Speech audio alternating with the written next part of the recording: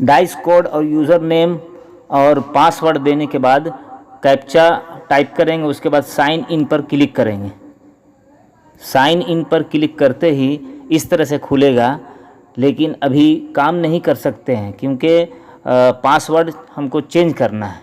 New password create करना है। New password create करने के लिए यूज़र नेम देना है, आप अपना यूज़र नेम दें, उसके बाद न्यू पासवर्ड, फिर सेम उसी तरह से पासवर्ड दे करके कंफर्म करेंगे। उसके बाद चेंज पासवर्ड में क्लिक करेंगे तो आपका पासवर्ड चेंज हो जाएगा। उसके बाद फिर वो न्यू पासवर्ड से फिर लॉग इन करेंगे। और अगले वीडियो में हम इसकी मुकम्मल तफसील बताएंगे और यहाँ से कैसे लॉग आउट होंगे, बाहर कैसे होंगे। तो 3 डॉट पर जो देख रहे हैं 3 डॉट पर क्लिक करेंगे। क्लिक करने के बाद यहाँ पे इस वाइट स्क्वायर पर क्लिक करेंगे। उसके बाद यहाँ